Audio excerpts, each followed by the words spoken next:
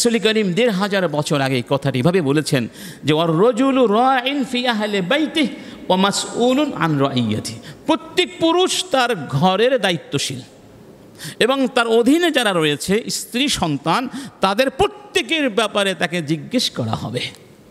ঠিক নারীর ক্ষেত্রে বলা হয়েছে ওয়াল মারআতু রাইয়াতুন ফি বাইতি যাওজিহা, নারী হলেন তার স্বামীর ঘরের দায়িত্বশীলা।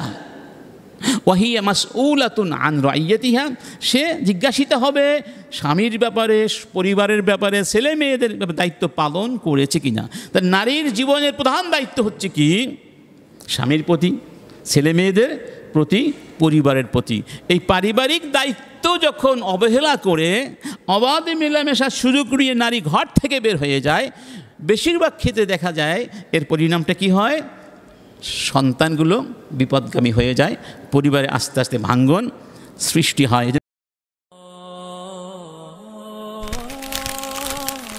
আইসিল মিডিয়া, সত্য ও দিন প্রচারের লক্ষ্যে।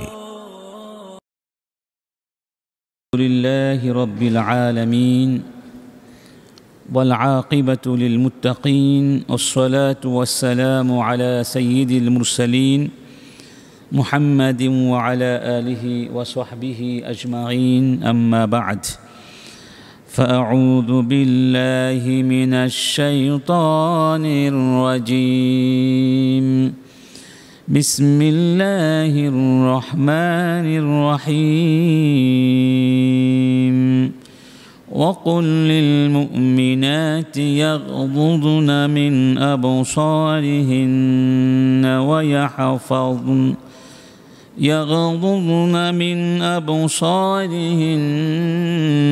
ويحفظن فروجهن، সদাকাল্লাহুল আযীম। উপস্থিত সম্মানিত মুসল্লিয়ানি কেরাম, আল্লাহ সুবহানাহু ওয়া তাআলা শুকরিয়া আদায় করছি যিনি আমাদেরকে তার অসীম রহমত দিয়ে বাঁচিয়ে রেখেছেন, যিনি ঈমান নিয়ে, ইসলাম নিয়ে আমাদেরকে বেঁচে থাকবার তৌফিক দান করেছেন। সে মহান রব্বুল আলামিনের সমীপে শুকরিয়া আদায় করে একসাথে সবাই মন খুলে বলছি আলহামদুলিল্লাহ। আমরা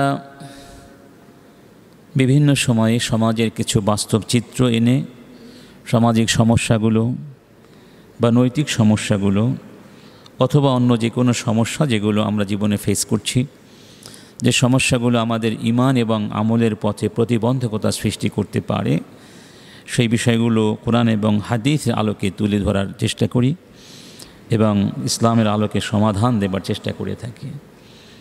তো এই পর্যায়ে আমরা একটি ধারাবাহিক আলোচনা শুরু করেছিলাম। খুব সম্ভব দুটো পর্ব আলোচনা হয়েছিল। বিষয়টি ছিল অবাধ মেলামেশার ভয়াবহ পরিণাম উত্তরণের উপায়।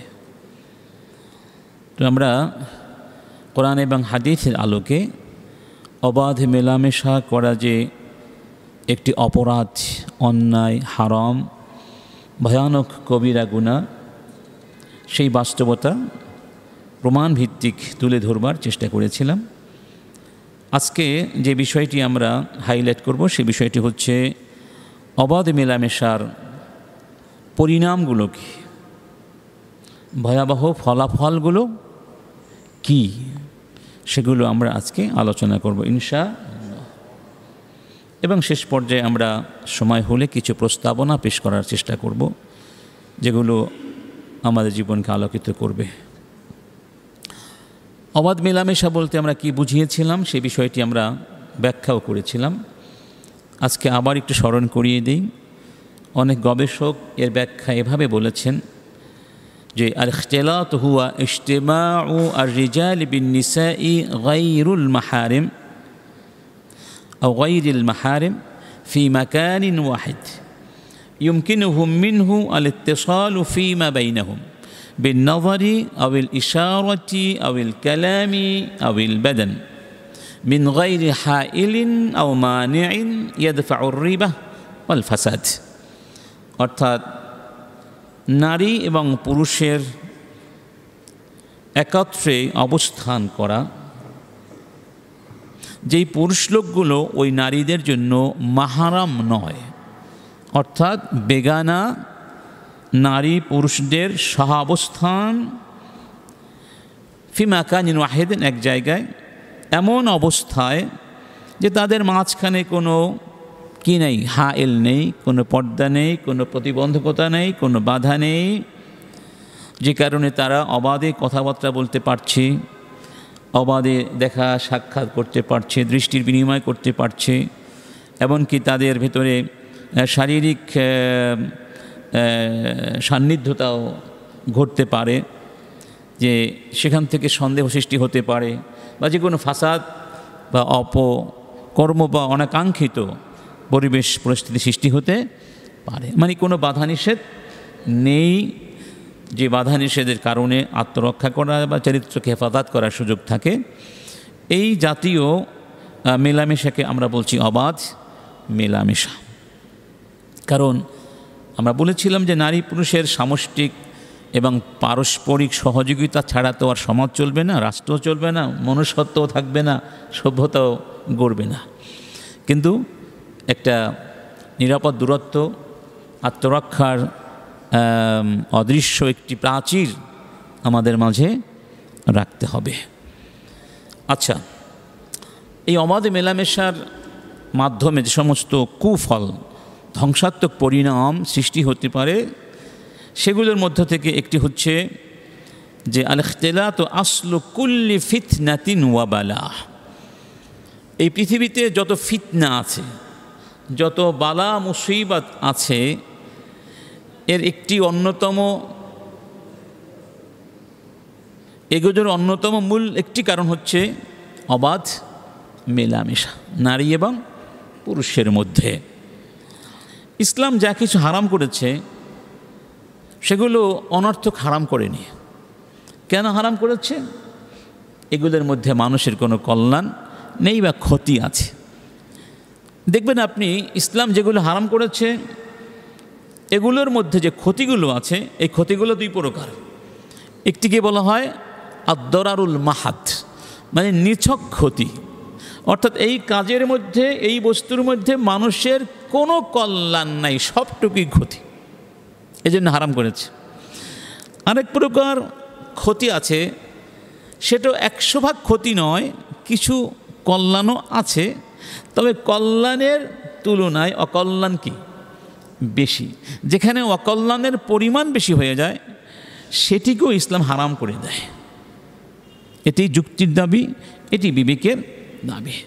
আর অবাধ মেলামেশাকে হারাম করার পেছনেও এই হিকমত কাজ করেছে। কোনো কোনো ক্ষেত্রে অবাধ মেলামেশা 100% ক্ষতিকারক, আবার কখনো কখনো, বেশিরভাগ ক্ষেত্রে কি ক্ষতিকারক।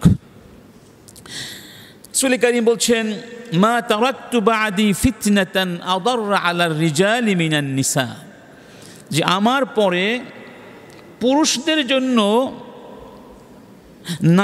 নারীদের চেয়ে অধিক ক্ষতিকারক ফিতনা আর কিছু রেখে যায়নি।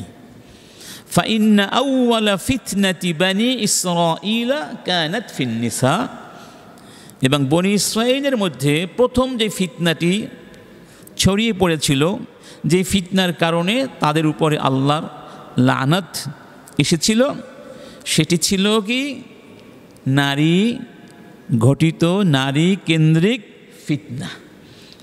তাহলে বোঝা গেল এই ফিতনা কখন সৃষ্টি হয়? যখন নারী পুরুষের মধ্যে অবাধ মেলামেশার সুযোগ সৃষ্টি হয়, তখন ফিতনাটা আগুনের মতো সব দিকে ছড়িয়ে পড়তে পারে। এই জন্য নারীকেও সতর্কতা অবলম্বন করতে হবে, পুরুষকেও সতর্কতা অবলম্বন করতে হবে, যেন কোনোভাবেই অবাধ মেলামেশার সুযোগ সৃষ্টি হতে না পারে। আরেকটি ক্ষতি হলো যে অবাধ মেলামেশার কারণে নারী এবং পুরুষের লজ্জাশীলতা, শালীনতা নষ্ট হয়ে যায়।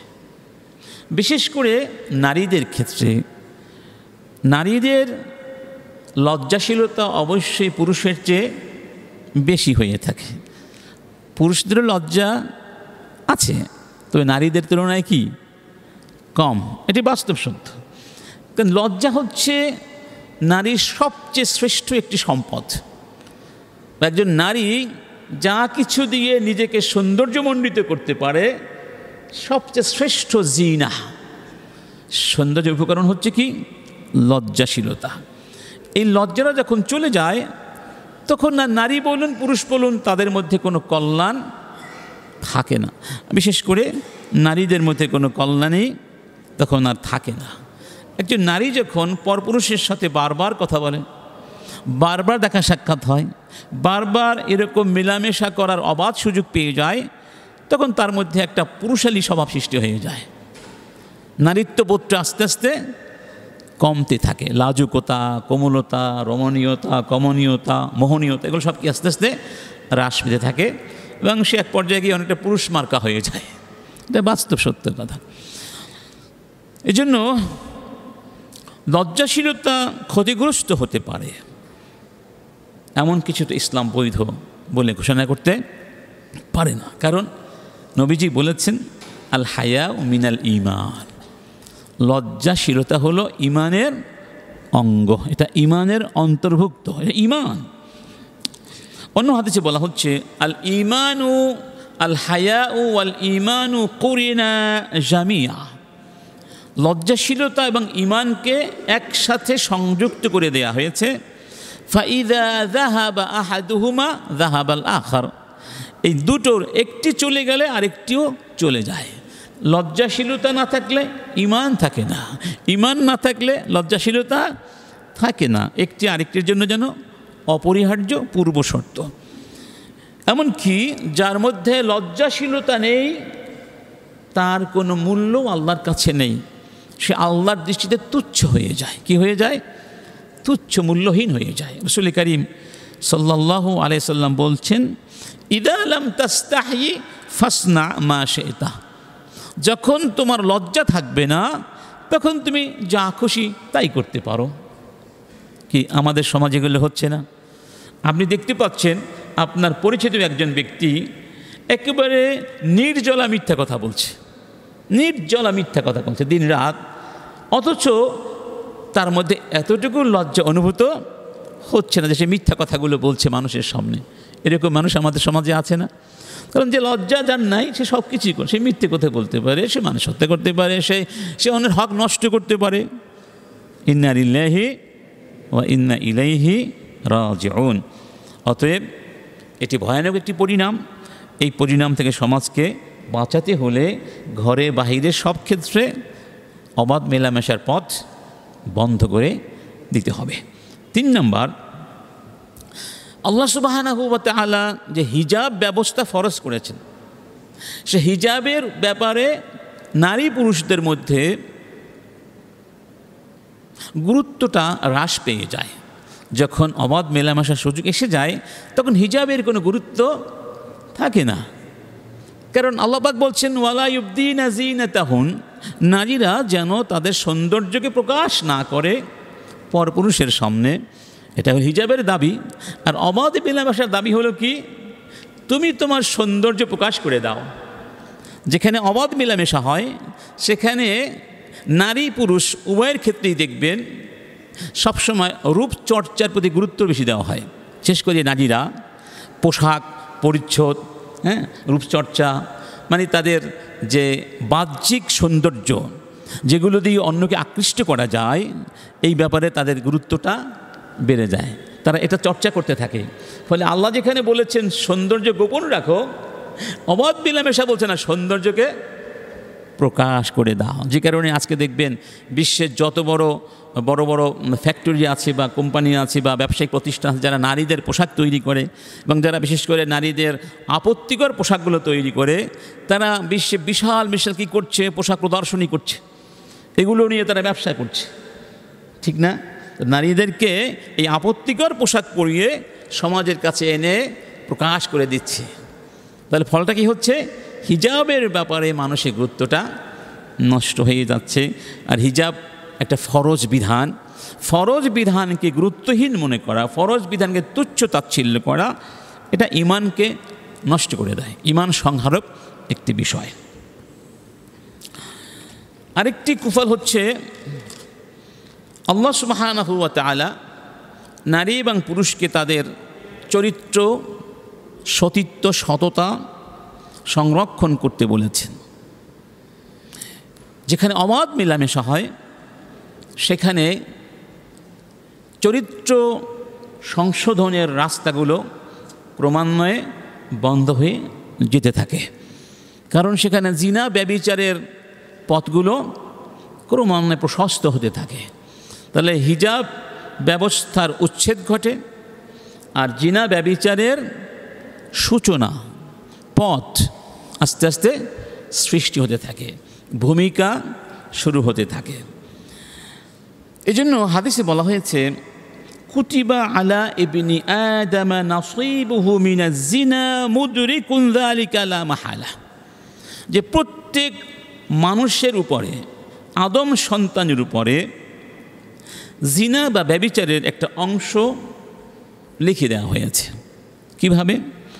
এই অংশটি সে অবশ্যই পেয়ে থাকে বা এই কাজটি সে করে থাকে। কিভাবে করে? ফাল আইনানি জিনাহুমান নাযার, দুই চোখের জিনা হলো দেখা, ওয়াল উযুনানি জিনাহুমা আল ইস্তিমা, আর দুই কানের জিনা হলো কি? শোনা। ওয়াল লিসানু জিনাহুল কালাম, আর লিসানের জিনা হলো কি? কালাম মানে কথা বলা। ওয়াল ইয়াদু জিনাহুল বাতশু, আর হাতের জিনা হলো কি? স্পর্শ করা। ওয়ার রিজলু জিনাহুল খুতা, আর পায়ের জিনা হলো হেঁটে যাওয়া। তাহলে প্রত্যেকটা অঙ্গের কি আছে? ব্যভিচারের একটা অংশ আছে, জিনার একটা অংশ। এগুলো হচ্ছে আসলে মূল জিনা না, মূল জিনার ভূমিকা।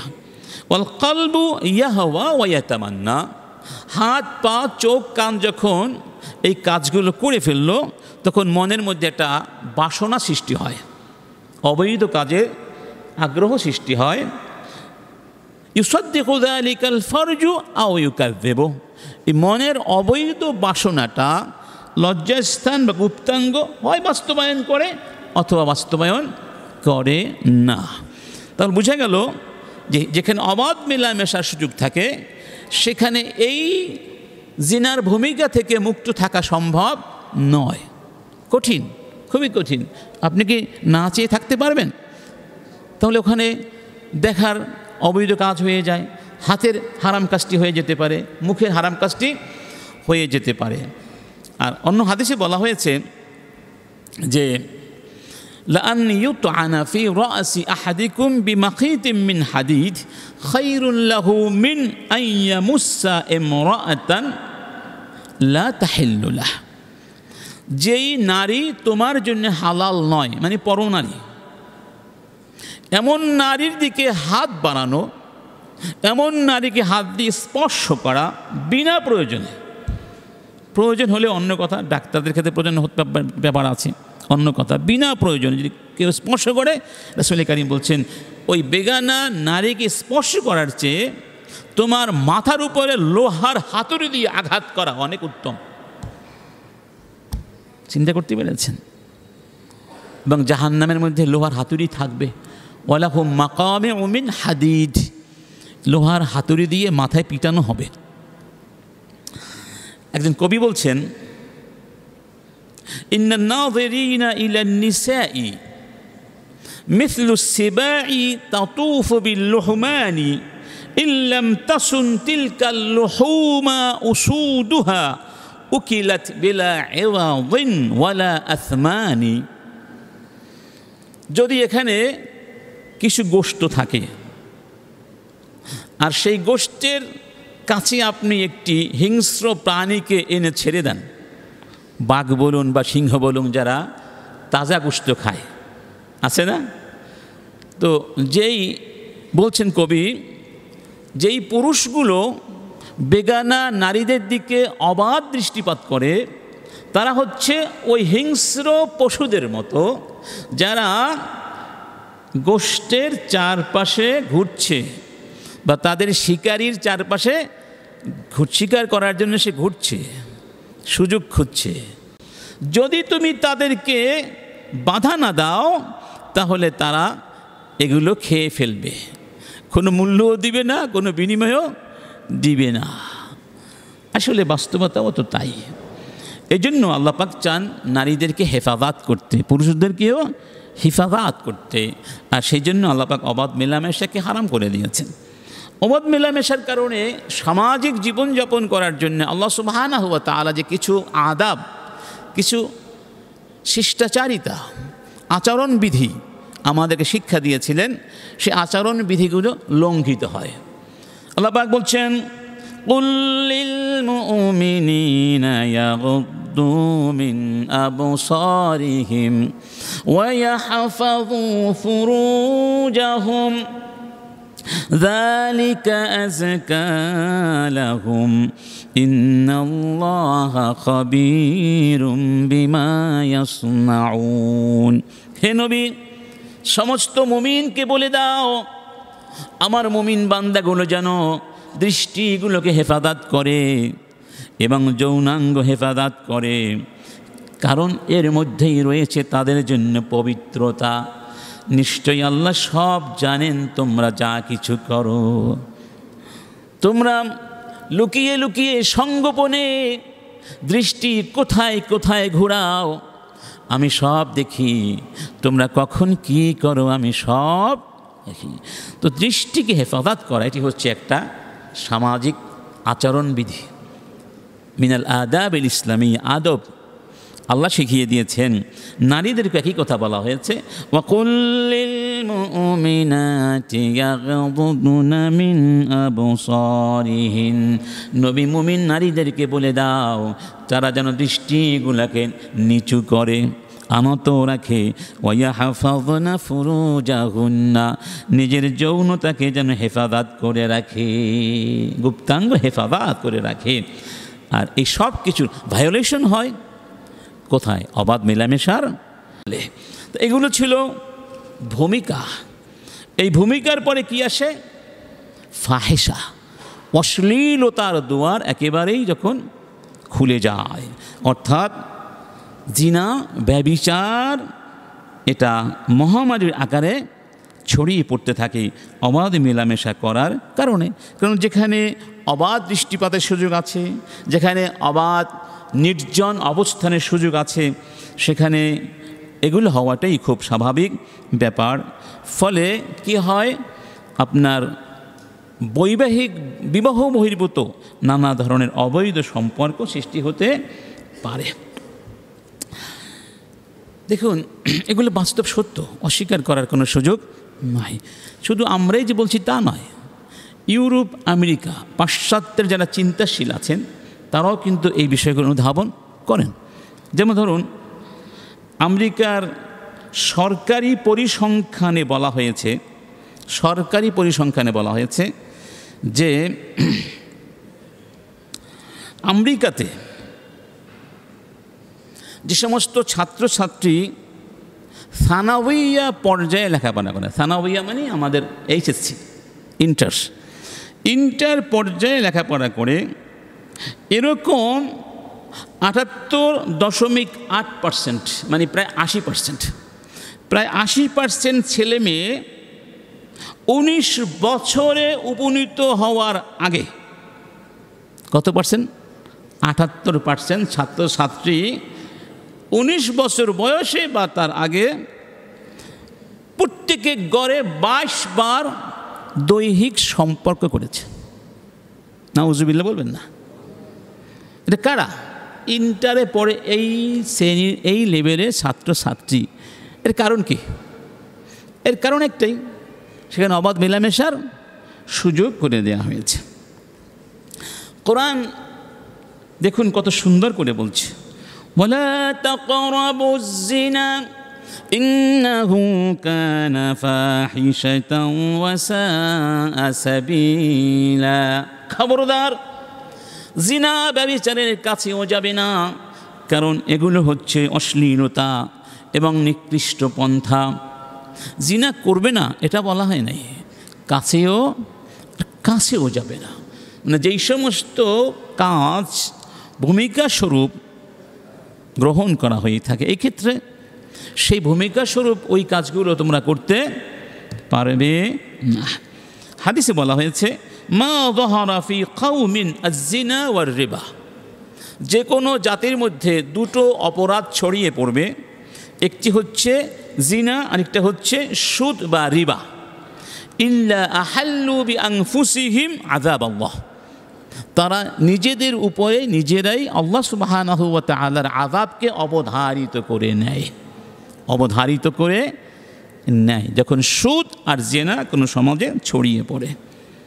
অন্য হাদিসে বলা হচ্ছে মা যাহারা ফি কওমিন আয-জিনা ইল্লা যাহারা ফীহিম আল-মাউত, যেই কওমের মধ্যে জিনা ছড়িয়ে পড়বে সেই কওমের মধ্যে মৃত্যুর সংখ্যা বেড়ে যাবে, সেখানে অপমৃত্যুর সংখ্যা বেড়ে যাবে। এজন্য ইসলাম শুধু এটিকে নিষিদ্ধ করে ক্ষান্ত হয়নি, বরং কঠিন শাস্তির ব্যবস্থা দুনিয়াতেও করেছে, দণ্ডবিধি ঘোষণা করে দিয়েছে সুস্পষ্ট ভাষায়। সূরা আন-নূরের প্রথম আয়াত আল্লাহ বলছেন আয-যানিয়াতু ওয়াজ-যানি ফাজলিদু কুল্লা ওয়াহিদিম মিনহুমা মিআতা জালদা।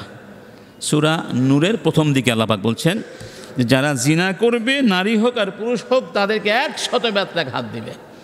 ওয়ালা তাখুযকুম বিহিমা রাফা ফি দীনিল্লাহ, আল্লাহর দ্বীনের ব্যাপারে, আল্লাহর দণ্ড বাস্তবায়নের ব্যাপারে কোনো প্রকার কোমলতা, নমনীয়তা, ভালোবাসা দেখাতে পারবে না, কঠিনভাবে বাস্তবায়ন করতে হবে।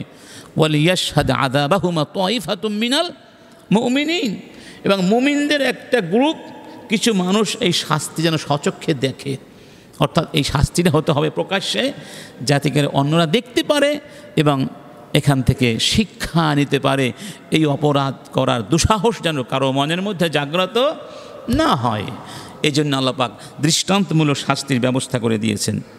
ইসলাম যদি আজকে ইসলামের বিধান থাকতো, তাহলে সমাজে এই অপকর্ম থাকার কোনো সুযোগ ছিল বলুন? একটা শাস্তি যদি দেওয়া হতো আপনাদের এই রাউজানের এখানে এনে, আর হাজার হাজার মানুষের দৃশ্য দেখত, তাহলে গ্রামে গঞ্জে কোথাও আজকে জিনা ব্যভিচারের মতো ভয়ানক অপরাধ ঘটত। অথচ আজকে জিনা ব্যভিচার শুধু শহরের মধ্যেই নয়, বরং শহর, গ্রাম, গঞ্জে সব জায়গায় মহামারীর মতো ছড়িয়ে পড়ছে। আপনি স্বীকার করুন আর নাই করুন, এটা আজকের বাস্তবতা। এটি যে অন্যায় কাজ, এই অন্যায়ের অনুভূতি পর্যন্ত অনেকের মধ্য থেকে উঠে গেছে।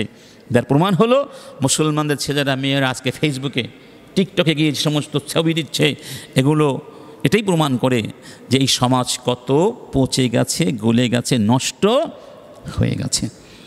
রব্বুল আলামিন তার প্রিয় বান্দাদের পরিচয় কোরআনের বহু জায়গায় দিয়েছেন। সূরা আল ফুরকানের ভেতরে অনেক সুন্দর করে আল্লাহ পাক কিছু পরিচয় দিয়েছেন।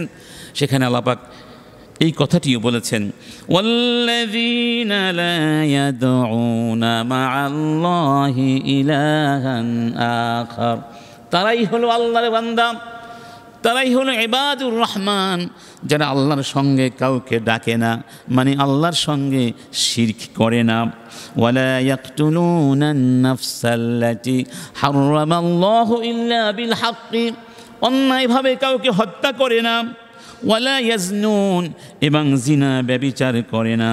ওয়া মান ইয়াফআল যালিকা ইয়ালকা আসামা, এই কাজগুলো যারা করবে তারা কঠিন অপরাধী হবে, তারা অপরাধের বোঝা বহন করবে। ইউদাআফ লাহুল আযাবু ইয়াওমাল কিয়ামাতি ওয়া ইয়াখলুদু ফীহি মুহানা, কিয়ামতের কঠিন দিনে তাদেরকে শাস্তি বহুগুণে বর্ধিত করে দেয়া হবে এবং ওই শাস্তির মধ্যে তারা অনন্তকাল থাকবে। ইন্না লিল্লাহি ওয়া ইন্না ইলাইহি রাজিউন। তাহলে জিনা ব্যভিচার এটা ঈমানের জন্য অত্যন্ত ধ্বংসাত্মক। হাদিসে বলা হয়েছে লা ইয়াজনি জানি হিনা ইয়াজনি ওয়া হুয়া মুমিন, যে ব্যক্তি ব্যভিচার করে ওই অবস্থা সে ঈমানদার থাকে না। তার মানে ব্যাখ্যা এভাবে বলা হয়েছে, ঈমানটা তাকে ছেড়ে চলে যায়। যখন সে ওই অপকর্ম থেকে ফিরে আসে, ঈমানটা হয়তো ফিরে আসে, হয়তো আর আসে না।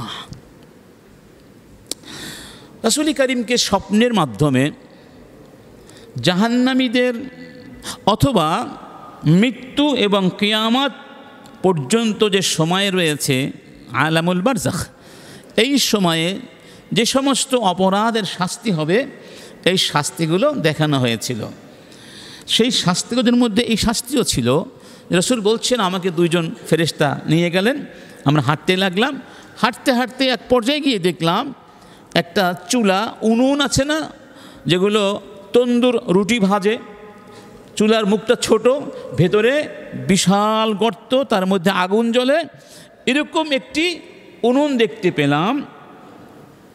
এবং দেখলাম, আমি উকি মারলাম, এই চুলার মধ্যে অসংখ্য নারী পুরুষ এবং সবাই বিবস্ত্র নগ্ন।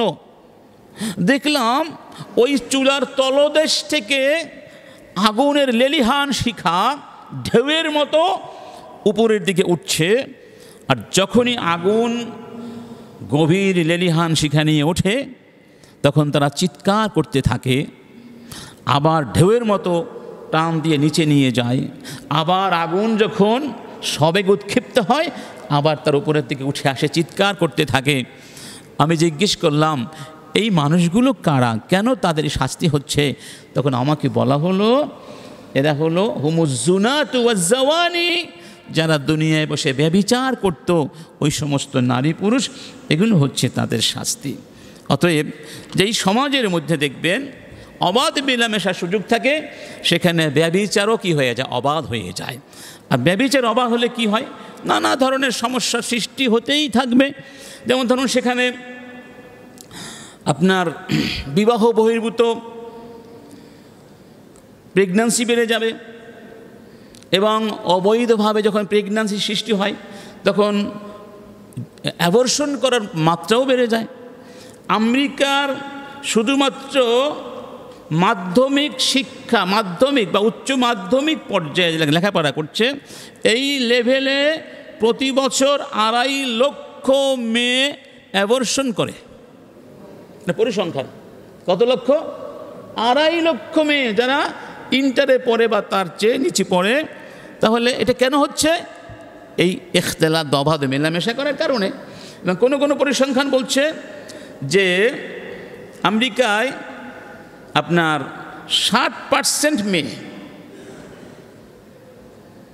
তারা স্বামীর ঘরে যায় প্রেগন্যান্সি অবস্থায়, নাউজুবিল্লাহ, ওয়াল ইয়াযু বিল্লাহি মিনাশ শাইতানির রাজিম। এই পরিসংখ্যানগুলো খুবই বিব্রতকর এবং খুবই লজ্জাজনক। এবং অবাধ মেলামেশা করার কারণে অবৈধ সন্তানদের সংখ্যাও বেড়ে যায়। ডক্টর ইউসুফ আল কারাদাওয়ি তার প্রসিদ্ধ বই মারকাজুল মারআ ফিল হায়াত আল ইসলামিয়া, সেখানে উল্লেখ করেছেন যে 1983 সালে নিউ ইয়র্ক সিটিতে যত শিশু জন্মগ্রহণ করেছিল তার 3 ভাগের 1 ভাগ বিবাহ বহির্ভূত অবৈধ সন্তান ছিল। 3 ভাগের 1 ভাগ। এবং যে সমস্ত মায়েরা তাদেরকে প্রসব করেছিল তাদের মধ্যে বেশিরভাগের বয়স ছিল 19 বছর বা তার চেয়ে কম। এবং সেই অবৈধ সন্তানদের নিউ ইয়র্ক সিটিতে তাদের সংখ্যা ছিল 1,12,353 জন, যা মোট ওই বছরে জন্ম নেওয়া শিশুদের 37%। ইন্না লিল্লাহি ওয়া ইন্না ইলাইহি রাজিউন। এবার বলুন, ইসলাম যে অবাধ মেলামেশা নিষিদ্ধ করেছে, এটা সুন্দর নাকি ওদেরটা সুন্দর? ইসলামেরটা সুন্দর। সুবহানাল্লাহ। আপনি নিজেই বিচার করুন, একজন বিবেকবান মানুষ হিসাবে বাজারে যান এবং আপনার স্ত্রী পর্দা করছে, সে হিজাব মেনটেন করে চলছে, তার চালচলন, তার আচরণ, তার দৃষ্টিভঙ্গি, তার সমস্ত মুভমেন্টগুলো দেখুন। আর যে মেয়েটা হিজাব নাই, যে অবাধ মেলামেশা করছে পুরুষদের সাথে, তার চালচলন, মুভমেন্টসগুলো আপনি একটু দেখুন, নিজেই বুঝতে পারবেন আকাশ পাতাল কি আছে, পার্থক্য আছে। আরেকটি ক্ষতি হলো অবাধ মেলামেশা করার কারণে নারীদের প্রতি পুরুষদের আক্রমণাত্মক আচরণ বেড়ে যায়, মানে যৌন হয়রানি বৃদ্ধি পায়, যাকে আমরা ইফটিজিং বলে জেনে থাকি বা উত্ত্যক্ত করা, এটি হতে পারে। ইউরোপিয়ান ইউনিয়নভুক্ত রাষ্ট্রগুলোতে পরিসংখ্যানে দেখা গেছে যে 35% মহিলা কোনো না কোনোভাবে তাদের কর্মক্ষেত্রে পুরুষদের দ্বারা আক্রান্ত হয়েছে। কত পার্সেন্ট? এটা ইউরোপের কথা বলছি। এবং ইউরোপিয়ান কমিশনের প্রধান মুখপাত্র, ইউরোপিয়ান কমিশনের এক পরিসংখ্যানে বলা হয়েছে যে এক বছরে প্রায় 50% নারী যৌন উত্ত্যক্ততার শিকার হয়েছে। কত পার্সেন্ট? 50%। জার্মানের একটি পত্রিকা বলছে যে জার্মানিতে কর্মক্ষেত্রে 68% নারী পুরুষদের এই জাতীয় আচরণের শিকার হয়েছে। এবং আমেরিকার আরেকটি পত্রিকা বলছে, ম্যাগাজিন, যে 89%, 89% নারী কোনো না কোনোভাবে পুরুষ দ্বারা আক্রান্ত হয়েছে। ইন্না লিল্লাহি। এগুলোর কারণ কি? অবাধ মেলামেশা। এবার আপনারা বলুন, যারা অবাধ মেলামেশার পক্ষে জাস্টিফিকেশন করার চেষ্টা করছে তাদের একটা যুক্তি হলো যে নারী পুরুষের মধ্যে অবাধ মেলামেশার সুযোগ থাকলে সেখানে যেহেতু পারস্পরিক একটা আকর্ষণ বিকর্ষণের বিষয় আছে, এগুলো আস্তে আস্তে হ্রাস পেয়ে যায়। সেখানে নারী নিরাপত্তা নিশ্চিত হয়। কেন নিশ্চিত হয়? কারণ পুরুষ অবাধ মেলামেশার কারণে তার মধ্যে কি হয়ে যায়? এই অনুভূতিগুলো হ্রাস পেতে থাকে। ইন্না লিল্লাহ। এই কথা কি ঠিক না মিথ্যা? একেবারেই ঠিক নয়। যদি এই কথাটা ঠিক হতো তাহলে ইউরোপ আমেরিকার মতো দেশে যেখানে অবাধ মেলামেশার সুযোগ আছে সেখানে এত ভয়ানক পরিসংখ্যান হতো না। হতো? তাহলে বোঝা গেল অবাধ মেলামেশার সুযোগ অবারিত করে দিলেই নারী নিরাপত্তা নিশ্চিত হবে, এটি মিথ্যে কথা। বরং নারী নিরাপত্তা তখন নিশ্চিত হয় যখন ইসলামের হিজাব ব্যবস্থার কি হয়? বাস্তবায়ন করা হয়। এরপরে আসুন, যেই সব সমাজে পরিবেশে অবাধ মেলামেশার সুযোগ থাকে ওই পরিবেশ, ওই রাষ্ট্রের, ওই সভ্যতার, ওই জায়গার যুব সমাজ তাদের নৈতিক অবক্ষয় ঘটতে থাকে। ফলে তাদের শারীরিক শক্তি, শারীরিক যোগ্যতা, মানসিক যোগ্যতা, জ্ঞানের যোগ্যতা এগুলো আস্তে আস্তে হ্রাস পেতে থাকে। তাদের মধ্যে গঠনমূলক চিন্তার চেয়ে পাশবিক চিন্তা, জৈবিক চিন্তা, দৈহিক ক্ষুধা নিবারণের চিন্তা তখন প্রাধান্য পায়। ফলে তাদের মধ্যে যে গঠনমূলক বা সৃষ্টিশীল শক্তি ছিল, প্রত্যেক যুবকের মধ্যে কি আছে? একটা পৃথিবী আছে, সম্ভাবনা আছে। সম্ভাবনাগুলো আস্তে আস্তে হ্রাস পেয়ে যায়। যার প্রমাণ দেখুন, 1966 সালে, কত বছর আগের কথা, আজকে না, ওই সময়ে আমেরিকার প্রেসিডেন্ট ছিলেন জন কেনেডি। তিনি এক সাক্ষাৎকারে বা কোনো ভাষণে বলেছিলেন, যার অনুবাদ ডক্টর ইউসুফ কারাদাবি এভাবে করেছেন, ইন্না শাবাব আল আমরিকি মায়েউন ওয়া মুতরাফুন ওয়া আরেকুন ফিস শাহওয়াত, যে আমেরিকার যুবকেরা শাহওয়াতের মধ্যে হারিয়ে গেছে, যৌনতার মধ্যে হাবুডুবু খাচ্ছে, বিলাসী হয়ে গেছে, ওরা চরিত্রহীন হয়ে গেছে। ওয়াইন্না মা বাইনা কুল্লি সাবআ শাবাব ইয়াতাকাদ্দামুনা লিতাজনিদ ইউজাদু মিনহুম সিত্তা গায়রু সালিহিন। প্রত্যেক 7 জন যুবক যারা সেনাবাহিনীতে যোগ দিতে আসে, 7 জনের মধ্যে 6 জন অযোগ্য পাওয়া যাচ্ছে। 1 জন যোগ্য, 6 জন অযোগ্য। এটা তার কথা। এর কারণ কি? তিনি সেটি বলেছেন এভাবে, ওয়াযালিকা লিআন্নানা সাআইনা লিইবাহাতিল ইখতিলাত বাইনাল জিনসাইনি ফিল জামিআ বিসূরাতিন মুস্তাহাতিরা। কারণ আমরা শিক্ষাঙ্গনে, বিশ্ববিদ্যালয়গুলোতে একেবারে অযৌক্তিকভাবে নারী আর পুরুষদের অবাধ মেলামেশার ব্যবস্থা করে দিয়েছি, যার কারণে মিম্মা ইউআদ্দি ইলা ইনহিমাকিহিম ফি শাহওয়াত, এই যুবক যুবতীরা যৌনতার মধ্যে হাবুডুবু খাচ্ছে। এই কারণে ওরা আজকে অযোগ্য বলে প্রমাণিত হচ্ছে। 7 জনে 6 জন অযোগ্য হয়ে যাচ্ছে, 1 জন শুধু যোগ্য। এটা যদি হয় 1966 সালের অবস্থা, তাহলে বর্তমানের অবস্থা কি হতে পারে? ইন্না লিল্লাহি ওয়া ইন্না ইলাইহি রাজিউন। অবাধ মেলামেশার আরেকটি কুফল হচ্ছে দাম্পত্য জীবনে, পারিবারিক জীবনে অশান্তির আগুন জ্বালিয়ে দেয়, পরিবারগুলোতে ভাঙন সৃষ্টি করে। কারণ এটা বাস্তব সত্য, যে সমস্ত পুরুষ বা নারী অবাধ মেলামেশাতে বিশ্বাস করে, দাম্পত্য জীবনে তারা পরস্পরের প্রতি আত্মবিশ্বাস হারিয়ে ফেলে। স্ত্রী স্বামীকে বিশ্বাস করে না, স্বামী স্ত্রীকে বিশ্বাস করে না। আর দাম্পত্য জীবন শুধু নয়, জীবনের যে কোনো ক্ষেত্রে যদি বিশ্বাসের প্রাচীরে ভাঙন সৃষ্টি হয়, সেই প্রাচীরের জোড়া লাগানো বড় কি হয়ে যায়, কঠিন হয়ে যায়। একবার যদি বিশ্বাসের সাথে ঘাতকতা কেউ করে, তাহলে সেখানে এমন একটা অবস্থা সৃষ্টি হতে পারে। এজন্য পরিবারে দাম্পত্য জীবনে তালাকের হার বেড়েছে না কমেছে?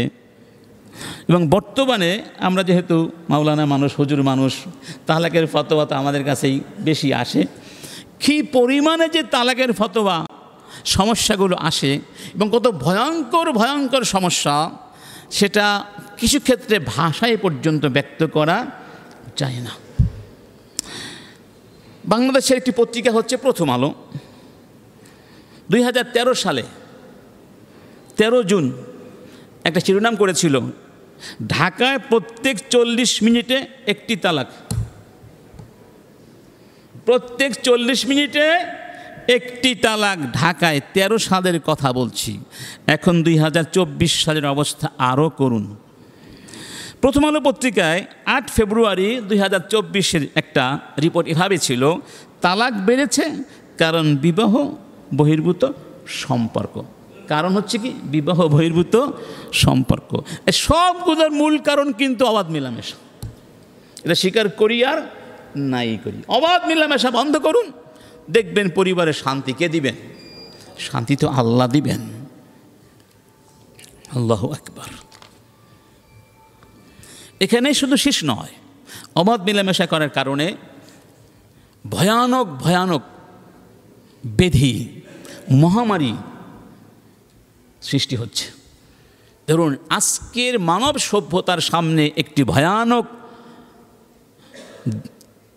আপনার কি বলে বিষয় হচ্ছে এইডস। তার নাম কি? হুমকি, ভয়ানক হুমকি, মানব সভ্যতার জন্য হুমকি, মানব অস্তিত্বের জন্য হুমকি হচ্ছে কি?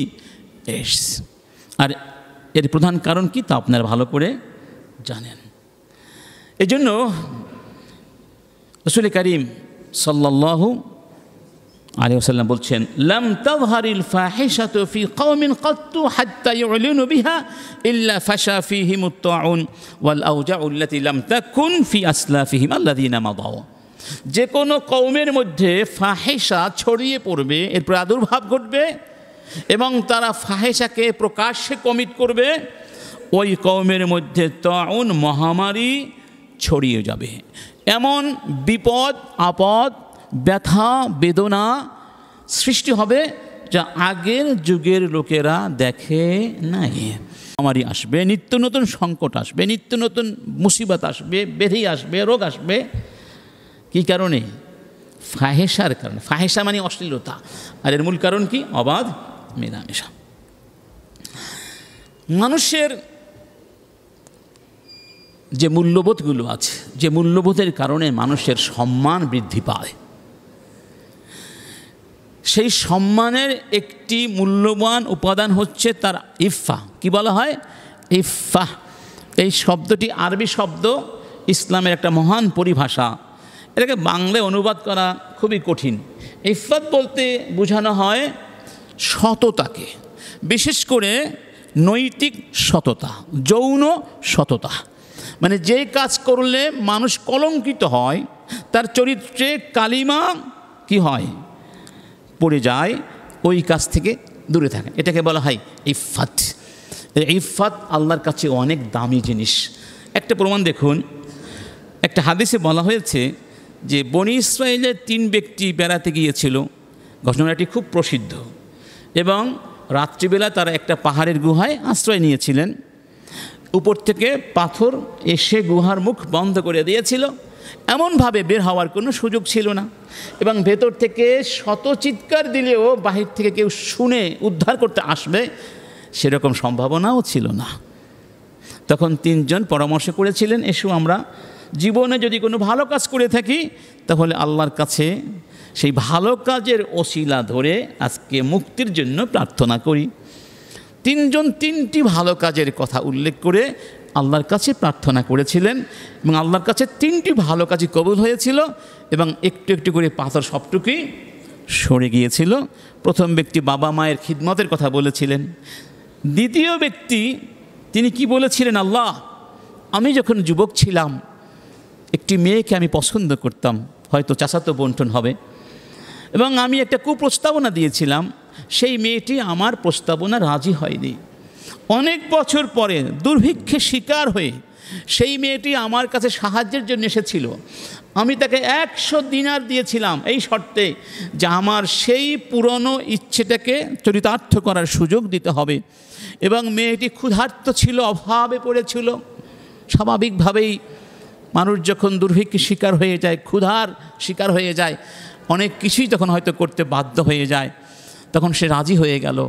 আমি তখন, এই লোকটি বলছেন, ফালাম্মা ওয়াকাতু বাইনা রিজলাইহা, আমি যখন তার 2 পায়ের মধ্যে এসে গেলাম, মানে আমার হাতের মুঠোয় পেয়ে গেলাম, কালাত, সেই মেয়েটি তখন আমাকে বলেছিল, ইয়া আব্দাল্লাহ, হে আল্লাহর গোলাম, ইত্তাকিল্লাহ, আল্লাহকে ভয় করো, ওয়ালা তাফতাহিল খাতামা ইল্লা বিহাক্কি, অন্যায়ভাবে আমার সতীত্ব নষ্ট করে দিও না, মানে আমার ইফাতের গায়ে আঘাত করো না। আমি সারা জীবন আমার চরিত্র হেফাজত করেছি, আমার সতীত্বকে সংরক্ষণ করেছি, তুমি আমার সতীত্বে আঘাত করো না, আল্লাহকে ভয় করো। ফাকুমতু আনহা, আমি তখন ওই মেয়েটিকে ছেড়ে চলে গেলাম।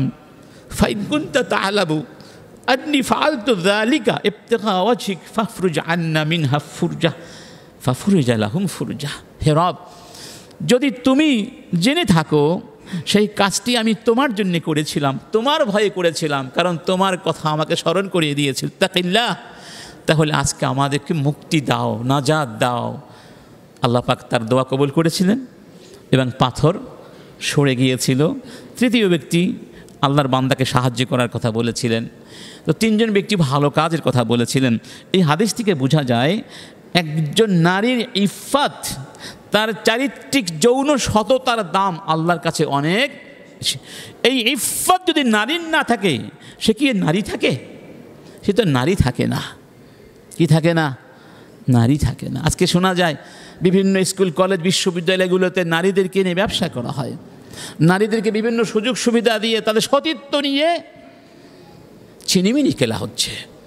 যারা এই কাজগুলো করছে তারা যে শুধু তাদের নিজেদের ক্ষতি করছে তা নয়, তারা গোটা জাতির ক্ষতি করছে, গোটা জাতির ক্ষতি করছে। আল্লাহ পাক তাদেরকে হিদায়াত দান করুন এবং এই লোকগুলোকে আল্লাহ পাক শাস্তির আওতায় নিয়ে আসুন। সবাই বলি আমিন। আরেকটি হলো, অনেক সময় নারীদেরকে বোঝানো হয় যে তুমি যদি ঘর থেকে বের হয়ে আসো, ইচ্ছে মতো চলাফেরা করো, স্বাধীনভাবে, বাঁধনহীন পাখির মতো, ডানা কাটা পরীর মতো যা খুশি তাই করবে, জীবনের মুক্ত আকাশে বিহঙ্গের মতো উড়ে বেড়াবে, কে তোমাকে বাধা দিবে? এগুলো যে সমস্ত পুরুষ নারীদেরকে বলে, এই পুরুষগুলো আসলে নারীদেরকে বিনোদনের পাত্র বানাতে চায়। ঠিক না বে ঠিক? নারীদেরকে তারা হাতের খেলনা বানাতে চায়। আর অবাধ মেলামেশার কারণে নারীরা এখন হাতের খেলনা হয়ে গেছে। কি হয়ে গেছে? খেলনা হয়ে গেছে। একজন কবি বলছেন, খুলতু ইসমাহুলি আন আফুজা বিনাযরাতিন ওয়া দাউল কিয়ামাতা বা'দা যালিকা তাকুমু। মানে পুরুষরা এমন হয়ে গেছে, যদি বলো ভাই তুমি কেন তাকাচ্ছ বেগানা নারীর দিকে, তখন সে বলে কি, আরে বেটা কিয়ামতের কথা বাদ দে, আগে একটু দেখে নেই, আগে একটু দেখে নেই। এরকম পুরুষ আছে না আমাদের মধ্যে?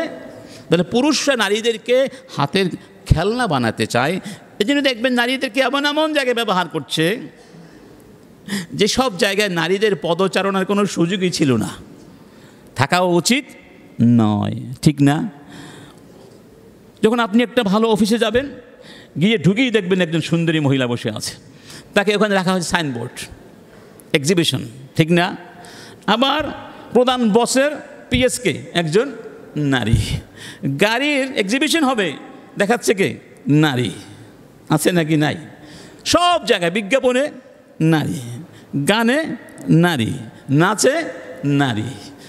এখন কি, এখন মিছিলের আগেও কি নারী? জানি না কেন সব মিছিলের আগে নারী থাকে, আমি বুঝি না কিছু। এখানেও কি অন্য কোনো উদ্দেশ্য আছে কি না, আল্লাহু আলাম। যাই হোক, আল্লাহ রাব্বুল আলামিন আমাদেরকে বুঝার তৌফিক নারীরা বুঝতেই পারছে না কিভাবে তারা হাতের খেলনা হয়ে গেছে, পুরুষের হাতের বিনোদনের বস্তু সামগ্রী হয়ে দাঁড়িয়েছেন। আরেকটি ভয়ানক বিষয় হলো, যেসব নারী পুরুষ অবাধ মেলামেশা করে তারা পরিবারের প্রতি দায়িত্বহীন হতে থাকে, ঠিক না? কেন? ধরুন প্রত্যেক দাম্পত্য জীবনেই কিছু অনাকাঙ্ক্ষিত ঘটনা ঘটতে পারে, এটা ঘটা স্বাভাবিক। তো একজন পুরুষ ঘরে ঝগড়া করে অফিসে চলে গেল, মনটা খুবই খারাপ, ঠিক না? গিয়ে পাশে পেল একজন নারী কর্মীকে, সে তার সাথে হাসি মুখে কথা বলছে, তখন চিন্তা করে আমার বউ রাগারাগি করে, আর এই মেয়েটা কি সুন্দর হাসি দেয়। আস্তে আস্তে সে কোন দিকে চলে গেল? ওই দিকে চলে গেল। সে হাসে, তার সাথে ভালো আচরণ করে, খাবারের সময় ডাক দেয়, তখন তার মন আর পরিবারে থাকে না, কোন দিকে চলে যায়। উদাহরণস্বরূপ বলছি, নারীর ক্ষেত্রেও তাই হতে পারে। তো যে পুরুষ অবাধ মেলামেশা বিশ্বাস করে সে স্বাভাবিকভাবেই পরিবার দায়িত্বহীন হয়ে পড়ে, তার ছেলে মেয়েগুলো পথহারা হয়ে যায়, কারণ ছেলে মেয়েগুলো ভালো গাইডেন্স পায় না। নারীর ক্ষেত্রেও তাই, এটি ভয়ানক বিষয়, খুবই ভয়ানক বিষয়। রাসূল করিম ১৫০০ বছর আগে এই কথাটি এভাবে বলেছেন যে ওয়ার রাজুলু রাইন ফি আহলি বাইতিহি ওয়া মাসউলুন আন রাইয়াতিহি। প্রত্যেক পুরুষ তার ঘরের দায়িত্বশীল এবং তার অধীনে যারা রয়েছে স্ত্রী সন্তান, তাদের প্রত্যেকের ব্যাপারে তাকে জিজ্ঞেস করা হবে। ঠিক নারীর ক্ষেত্রে বলা হয়েছে ওয়াল মারআতু রাইয়াতুন ফি বাইতি যাওজিহা, নারী হলেন তার স্বামীর ঘরের দায়িত্বশীলা। ওয়াহিয়া মাসউলাতুন আন রাইয়াতিহা, সে জিজ্ঞাসিত হবে স্বামীর ব্যাপারে, পরিবারের ব্যাপারে, ছেলে মেয়েদের ব্যাপারে দায়িত্ব পালন করেছে কিনা। তা নারীর জীবনের প্রধান দায়িত্ব হচ্ছে কি? স্বামীর প্রতি, ছেলে মেয়েদের প্রতি, পরিবারের প্রতি। এই পারিবারিক দায়িত্ব যখন অবহেলা করে অবাধে মেলামেশার সুযোগ নিয়ে নারী ঘর থেকে বের হয়ে যায়, বেশিরভাগ ক্ষেত্রে দেখা যায় এর পরিণামটা কি হয়? সন্তানগুলো বিপদগামী হয়ে যায়, পরিবারে আস্তে আস্তে ভাঙ্গন সৃষ্টি হয়। এই জন্য কবি বলেছেন লাইসাল ইয়াতীমু মান ইনতাহা আবাওয়াহু মিন হাম্মিল হায়াতি ওয়া খাল্লাফাহু যালিলা ইন্নাল ইয়াতীমা হুয়াল্লাযী তালকা লাহু উম্মান তাখাল্লাত ওয়া আবান মাশগুলা। যেই ছোট বাচ্চাটিকে রেখে বাবা মা মারা গেল, জীবনের কোলাহল থেকে হারিয়ে গেল, তারাই আসল এতিম না। আসল এতিম সেই সন্তান যে বাবাও পেয়েছে, মাও পেয়েছে, বাবা মা বেঁচে আছে, তবে মা সন্তানের প্রতি দায়িত্ব পালন করে না, আর বাবা নিজেকে নিয়েই ব্যস্ত, সন্তানের খবর রাখার তার সুযোগ নাই। ওরা হলো আসল এতিম। এবং এই সমাজে এই এতিমদের সংখ্যা এখন অনেক। বাবা আছে, থাকতেও নাই, মা আছে, থাকতেও নাই। আমি সেদিন গিয়েছিলাম আমার এক বন্ধুর জন্য বাসা খুঁজতে, জালালাবাদে বাসা খুঁজতে গিয়ে দেখি এক বাসা, একটা ভালো মানের বাসা, খুব স্ট্যান্ডার্ড বাসা, আধুনিক বাসা। ৩-৪টা বাচ্চা বসে আছে, কাজের মহিলা আছে, আর কেউ নেই বাসায়। বাচ্চাগুলোকে দেখে খুব অসহায় মনে হলো, কাজের মহিলার সাথে খুব অসহায় মনে হলো। একটা মনে প্রতিবন্ধক আছে খুব সম্ভব। তো জিজ্ঞেস করলাম দারোয়ানকে, বাবা কোথায়, মা কোথায়? বললেন দুজনেই চাকরিজীবী। আফসোস লাগলো, বাবা ভালো চাকরি করে, তার চাকরি দিয়ে পরিবার খুব ভালোই চলতো। অধিক টাকার আশায় মাও ঘর থেকে বের হয়ে গেল। বাচ্চাগুলো দিয়ে গেল কার কাছে? কাজের বুয়ার কাছে। তো কাজের বুয়া সে তো আর শিক্ষিত হয় না, তো তার যে কালচার, তার যে আচার আচরণ, সেগুলো সংক্রামিত হলো কার কাছে? এই বাচ্চাগুলোর কাছে। অসহায় হয়ে বড় হয়। এটা আসলে এতিম মনে হলো। এতিম কতগুলো বসে আছে, মারামারি করছে, কারাগারি করছে, কি করছে না করছে, এতিমের মতো করছে। ইন্না লিল্লাহি ওয়া ইন্না। এজন্য বিশেষ প্রয়োজনে নারী কাজ করবে, আমি কাজ করবে না তা বলছি না, কিন্তু পরিবারকে অবহেলা করে নয়, সন্তানদেরকে এতিমের মতো রেখে নারী কাজে যাবে, এটা ইসলাম সাপোর্ট করে না, একান্ত প্রয়োজন না হলে।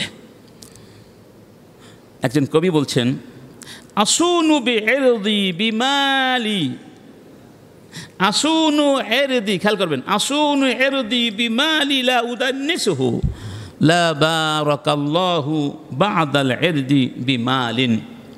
আমি টাকা পয়সা অর্জন করি কি জন্য জানেন? আমি অর্থ দিয়ে আমার সম্মানকে রক্ষা করি। ওই অর্থের মধ্যে কোনো বরকত আল্লাহ দান করেন না যে অর্থ সম্মানকে নষ্ট করে দেয়। তাই অর্থ ছিল এর সম্মান রক্ষার উপায়। আর এখন কথা হলো না সম্মান দরকার নেই, আমার টাকা চাই, সম্মান থাকুক না থাকুক এটা তো বড় কথা। বড় কথা আমার কি, টাকা চাই, বাড়ি চাই, খ্যাতি চাই। এই খ্যাতি, নেম অ্যান্ড ফেম এবং টাকা পয়সার জন্য মানুষ কী হয়ে গেছে, এখন পাগল হয়ে গেছে, যে কারণে এই অবাধ মেলামেশার আরও সুযোগ সৃষ্টি হয়েছে। সর্বোপরি অবাধ মেলামেশার কারণে একটা সভ্যতা ধ্বংস হয়ে যায়, জাতি ধ্বংস হয়ে যায়। হ্যাঁ, রাসূল করিম লাআনা রাসূলুল্লাহি আল মুতাশাব্বিহিনা মিনার রিজালি বিন নিসা ওয়াল মুতাশাব্বিহাতি মিনান নিসা বির রিজাল। হাদিসটি আগেও বলেছিলাম, মনে করুন। যে সমস্ত পুরুষ নারীদের মতো আচরণ করে, যে সমস্ত নারী পুরুষের মতো আচরণ করে, তাদেরকে রাসূল লাআনাত করেছেন, মানে তারা অভিশপ্ত। শুধুমাত্র পোশাকে আশাকে চালচলনে পুরুষ নারীর সামঞ্জস্যতা ধারণ করলে লানত নাজিল হয়। সেখানে ট্রান্সজেন্ডারের চিন্তা কি করে মানুষ করে? এই অবাধ মেলামেশা করতে করতে করতে করতে এখন রুচি এত নিচে নেমে গেছে, নৈতিকতার অবক্ষয় এত নিচে নেমে গেছে, মনুষ্যত্ববোধ এমনভাবে ধ্বংস হয়ে গেছে, এখন নারী পুরুষই হয়ে যেতে চায়, পুরুষ নারী হয়ে যেতে চায়, অঙ্গ হানি করে, অপারেশন করে, কৃত্রিমভাবে নারী পুরুষ হয়ে যেতে চায়।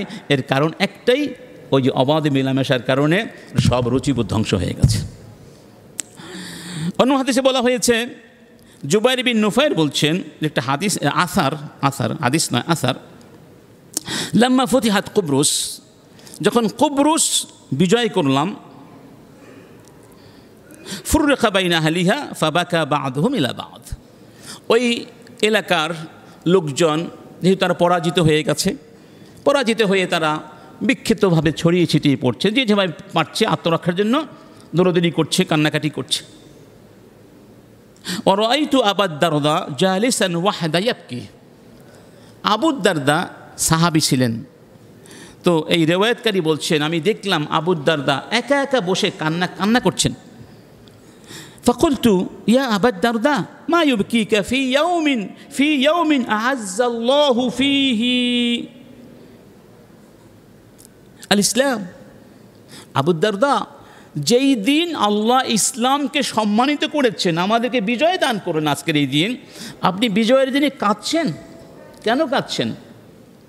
তখন তিনি বললেন, ওই হাক ইয়া জুবায়ের, বুঝলি না, মা আহওয়ানাল খালকা আলাল্লাহ ইদা হুম তারাকু আমরাহ, বান্দা যখন আল্লাহর আদেশ নিষেধকে ছেড়ে দেয়, তখন আল্লাহর কাছে বান্দার কোনো দাম থাকে না, তুচ্ছ হয়ে যায়। কি হয়ে যায়?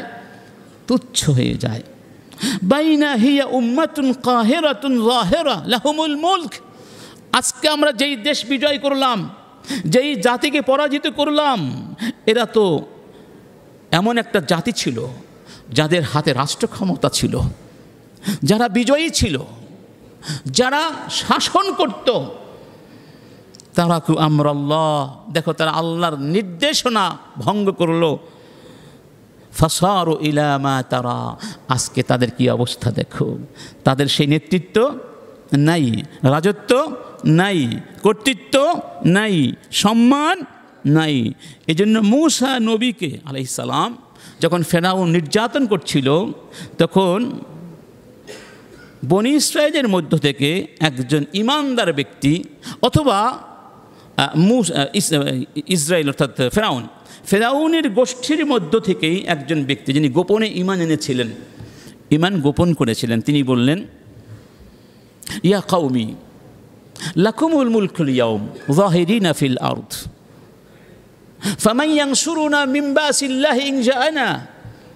তিনি বলেন ফেরাউনকে, বলেন, ফেরাউন, হে আমার কওম, তোমরা ভাবছো আজকে তোমরা এই রাষ্ট্রের মালিক, তোমরা আজকে বিজয়ী শক্তি, তোমাদের সামনে দাঁড়িয়ে কারো কথা বলা সাহস হয় না। আল্লাহর গজব যখন আসবে, কে তোমাদেরকে আমাদেরকে বাঁচাবে বলো? তখন ফেরাউন বলেছিল, কি বলেছিল? মা উরিকুম ইল্লা মা আরা ওয়া মা আহদিকুম ইল্লা সাবিলার রশাদ। আমি যা বলি তাই শুনতে হবে, আমি যা করি তাই করতে হবে, কারণ আমি যেটা ভালো মনে করি সেটাই বলি, মানে আমার কথায় উঠতে হবে, আমার কথায় বসতে হবে। এই স্বৈরতন্ত্রের কারণে আল্লাহ পাক ফেরাউনকে ধ্বংস করে দিয়েছিলেন। আল্লাহর গজব থেকে ফেরাউন কি বাঁচতে পেরেছিল?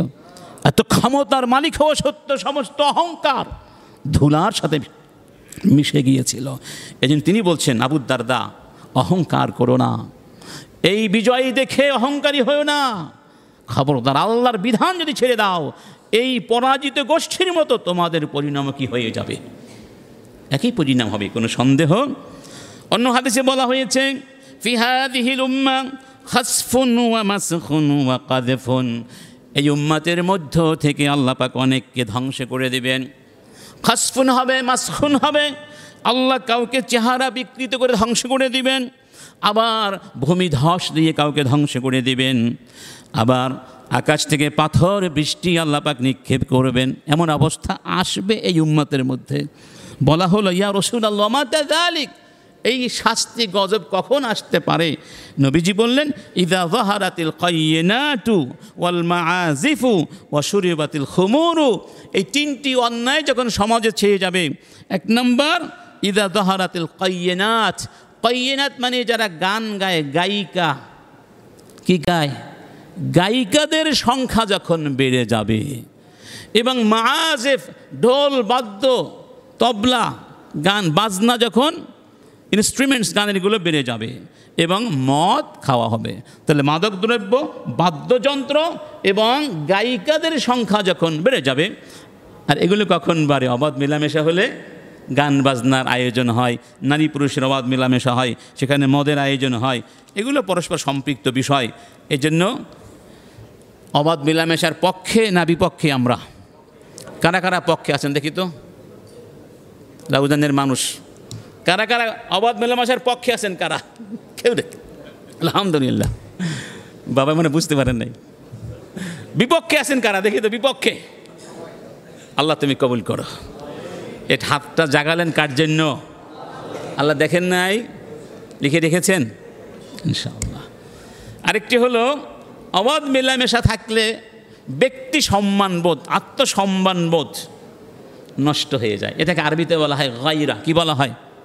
ধরুন এই জায়গাটার মালিক আমি, জমির মালিককে বৈধ মালিক, আমার কাছে বৈধ ডকুমেন্টস আছে, হঠাৎ করে একজন ব্যক্তি এসে বলল আমি অর্ধেক মালিক, তখন কি আপনার ভালো লাগবে না খারাপ লাগবে? একান্ত বিষয়ে, একান্ত মালিকানাধীন বিষয় হতে পারে, একান্ত নৈতিক বিষয় হতে পারে, কেউ যদি সেখানে এসে অংশীদারিত্ব চায়, ভাগ বসাতে চায়, তখন ব্যক্তির মধ্যে যে ক্রোধের সঞ্চার হয়, অসন্তুষ্টির সঞ্চার হয়, তার নাম হলো গায়রা। তার নাম কি? গায়রা। এই গায়রাতটা নষ্ট হয়ে যায়। হাদিসে বলা হয়েছে, ইন্নাল্লাহা ইয়াগার, আল্লাহ সুবহানাহু ওয়া তাআলার মধ্যে গায়রাত আছে। ওয়াল মুমিন ইয়াগার, মুমিনের মধ্যে গায়রাত আছে। ওয়া গায়রাতুল্লাহ আইয়াতিয়াল মুমিনু মা হারামাল্লাহ, মুমিন যখন হারাম কাজ করে, যেগুলো আল্লাহ হারাম করেছেন, তখন আল্লাহর গায়রাত জেগে ওঠে। আল্লাহু আকবার। মুমিন যখন চুরি করে, তখন আল্লাহ কষ্ট পান যে আমার বান্দা আমার সামনে বসে চুরি করছো, আল্লাহর ব্যক্তিত্বে আঘাত লাগে। মুমিন যখন হারাম কাজ জিনা করে, আল্লাহর ব্যক্তিত্বে আঘাত লাগে। আল্লাহ পাক কষ্ট পান যে আমার সামনে বসে তুমি ব্যভিচার করছো, অশ্লীল কাজ করছো, আমার চোখের সামনে, লজ্জা করে না তোমার? আল্লাহ পাক কষ্ট পান, এজন্য আল্লাহ হারাম কাজকে হারাম করে দিয়েছেন।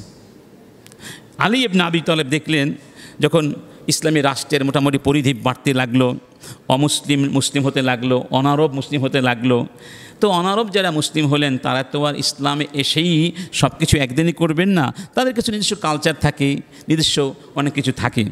তো তিনি বললেন, বালাগানি আন্না নিসাআকুম লা ইউজাহিমনাল উলুজা ফিল আসওয়াক। আলী ইবনে আবি তালেবের যুগের কথা বলছি। তিনি বললেন, কি ব্যাপার, আমি শুনতে পেয়েছি তোমাদের মেয়েরা, তোমাদের বউয়েরা, তোমাদের ঘরের মহিলারা পুরুষদের সাথে গিয়ে বাজার ঘাটে হুমড়ি খেয়ে পড়ছে, দলাদলি করছে, ঘষাঘষি করছে, কি ব্যাপার? আমা তাগারুন, কী ব্যাপার, তোমাদের মধ্যে কি আত্মসম্মান বোধ বলে কিছু নাই? ইন্নাহু লা খায়রাতা ফীমান লা ইয়াগার, যেই পুরুষের মধ্যে আত্মসম্মান বোধ নেই তার মধ্যে কোনো কল্যাণ থাকতে পারে? সেই পুরুষকে বলা হয় দাইয়ুস, লা ইয়াদখুলু আল জান্নাহ আদ-দাইয়ুস, দাইয়ুস জান্নাতে যাবে। আরেকটি হলো, যেখানে অবাধ মেলামেশার সুযোগ থাকে সেখানে অবিবাহিত নারী পুরুষের সংখ্যা বাড়বে না কমবে? কারণ বিবাহ বহির্ভূতভাবেই সে অনেক জৈবিক চাহিদা পূরণ করার সুযোগ পায়। শুধু অনর্থক এই কষ্টকেই করে বিবাহ করা মানে বিশাল দায়িত্বের বোঝা স্কন্ধে গ্রহণ করা। এই দায়িত্ব থেকে মানুষ পালিয়ে যায়, পরিবার এবং পারিবারিক জীবনকে অপছন্দ করে এবং বিবাহ বহির্ভূতভাবেই তার এই চাহিদাগুলো পূরণ করতে চায়, যে কারণে নারী পুরুষের মধ্যে আপনার অবিবাহিত নারী পুরুষের সংখ্যা অনেক বেড়ে যায়। ফ্রান্সের 3 ভাগের 1 ভাগ নাগরিক, 3 ভাগের 1 ভাগ নাগরিক তারা বিয়ে শাদী করে নাই।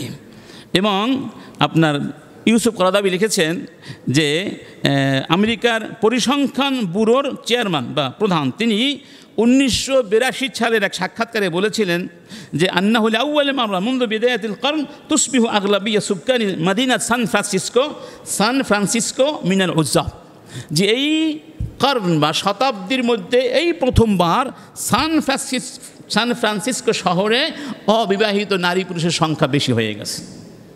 এটা তো এখন আরও বেশি বাড়ছে। এবং ইউসুফ কারদাবি উল্লেখ করেছেন তার বইয়ের ভিতরে যে সুইডেনের 1 লক্ষ নারী, কয় লক্ষ? 1 লক্ষ নারী একটা মিছিল করেছিল সুইডেনে, এবং এই মিছিল সমস্ত সুইডেনে ছড়িয়ে পড়েছিল।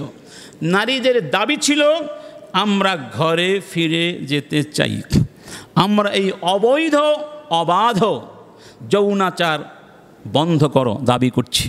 কারণ এই অবৈধ অবাধ যৌনাচার এর কারণে, যৌন স্বাধীনতা দেওয়ার কারণে সবচেয়ে বেশি ক্ষতিগ্রস্ত হয়েছে কারা? নারীরা। কারণ তাদের আর পরিবার নাই, ছেলে মেয়ে নাই, আশ্রয় বলে কিছুই থাকে না। যতদিন যৌবন থাকে ততদিন চাহিদা থাকে, যৌবন শেষ রাস্তাঘাটে কুকুরের খোরাক হয়ে যায়, ডাস্টবিনের মধ্যে পড়ে যায় এবং বাধ্য হয়ে ওই গরুর খোয়ারে বৃদ্ধাশ্রমে চলে যায়। তার জীবনের আর কোনো মূল্য থাকে না, বাঁচার আর কোনো আগ্রহ থাকে না। নারীরা বুঝতে পেরেছে এতদিন পরে যে এই অবাধ মেলামেশার ভিতরে আসলে নারী বা পুরুষ কারোই কোনো কল্যাণ নাই। 1 লক্ষ নারী স্মারকলিপি দিয়েছিল সরকারের কাছে যে অবৈধ যৌন মানে অবাধ মেলামেশার সুযোগ বন্ধ করে দিতে হবে।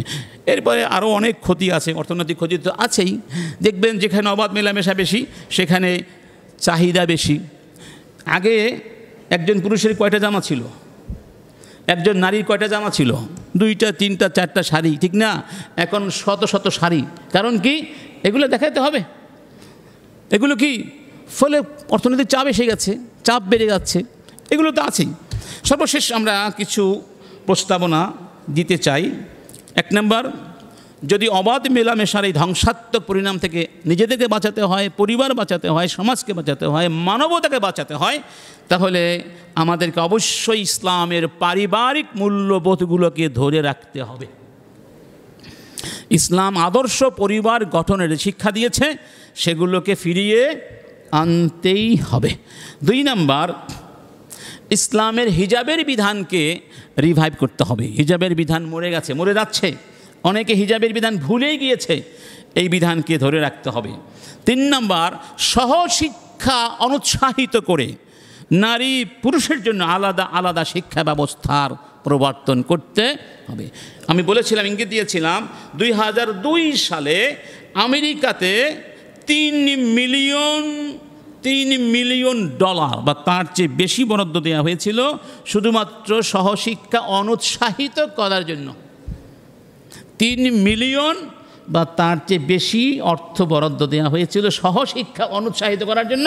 কারণ তারা স্বীকার করতে বাধ্য হয়েছেন যে সমস্ত প্রতিষ্ঠানে সহশিক্ষা আছে, তাদের চেয়ে যেখানে সহশিক্ষা নাই সেখানে পাশের হার বেশি এবং ফলাফল অত্যন্ত ভালো। বাংলাদেশেও তাই প্রমাণিত হয়েছে। একাধিক পরিসংখ্যান, এখানে সময় নেই বলার, একাধিক পরিসংখ্যান আপনারা খুঁজলে পাবেন ইন্টারনেটে। তদ্রূপ কর্মক্ষেত্রেও নারীদের জন্য আলাদা ব্যবস্থা থাকা উচিত। ধরুন, নারী পুলিশ, পুরুষ পাশাপাশি অবস্থান করে এবং এই পাশাপাশি অবস্থান করার কারণে কত যে অঘটন বাংলাদেশেও ঘটেছে। কত নারী পুরুষ আত্মহত্যা পর্যন্ত করেনি, পত্রিকা আসে নেই।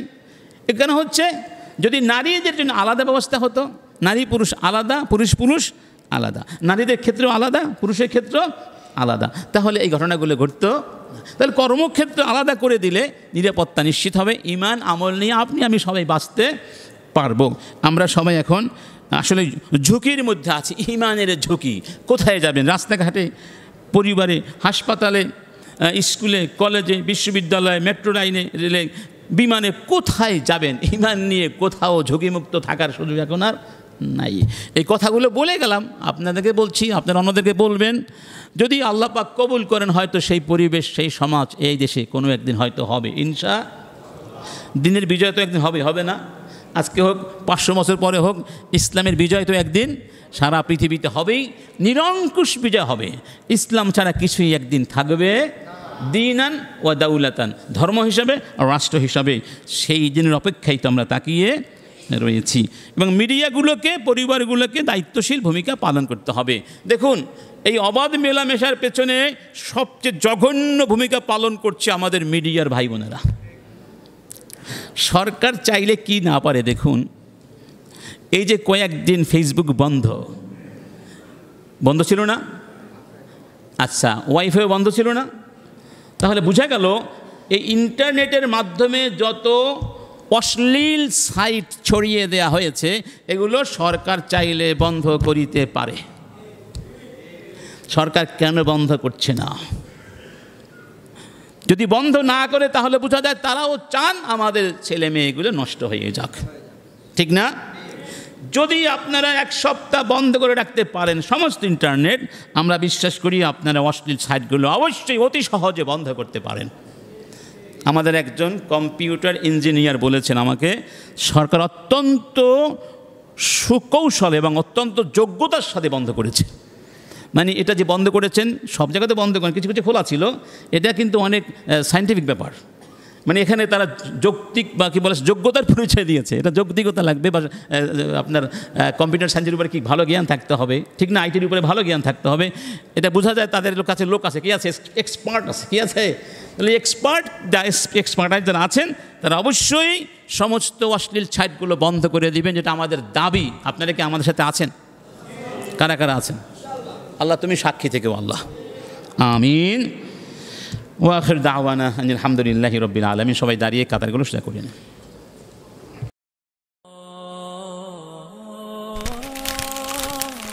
আইসিল মিডিয়া, সত্য ও দিন প্রচারের লক্ষ্যে।